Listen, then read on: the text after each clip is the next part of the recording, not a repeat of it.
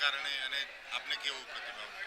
દિયોદર ખાતે 4/1/2026ના રોજ મોટા ઠાકોર સમાજ બંધારણ ઉજવી રહ્યો છે. પૂજ્ય સદારામ બાપા દોલતરામ બાપાના અધ્યક્ષસ્થાને આ બંધારણ યોજવાનું નક્કી કર્યું છે.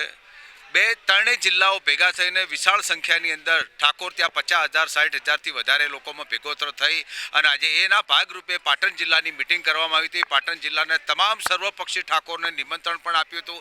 બધાએ કોંગ્રેસ ભાજપના ઠાકોરો ભેગા થઈને આજે સર્વપક્ષી એક નિર્ણય લીધો છે કે આવવાવાળા સમયમાં 4મી તારીખે આપણે વિશાળ સંખ્યામાં આ બંધારણમાં સહભાગી થઈએ અને આ સહભાગી થઈને આ બંધારણને ફોલો કરીએ અને આવવાવાળા સમયમાં ઠાકોર સમાજ કઈ રીતે સક્ષમ બને, તાકાતવાળો બને, શક્તિવાળો બને અને સમાજની એકતા સમરસતા જળવે રહે એના માટેની આ મિટિંગ યોજવામાં આવી હતી અને ખૂબ સારો પ્રતિસાદ મળ્યો છે. નવાવાળા સમયમાં સમાજની એકતા બંધાઈ રહેશે અને સમાજમાંથી અહીંથી ઓછામાં ઓછા 5,000 થી 7,000થી વધારે માણસો આ બંધારણમાં ભાગ લેશે અને ત્યાં બંધારણમાં જોડાશે પણ ખરા. પાટણ જિલ્લાને પણ આ બંધારણ લાગુ પડશે? બિલકુલ પડશે. એના માટેની આ મિટિંગ હતી. બંધારણના નિયમોને અમે તો પાછલા 20 વર્ષથી આ બંધારણને લાગુ કર્યા છે.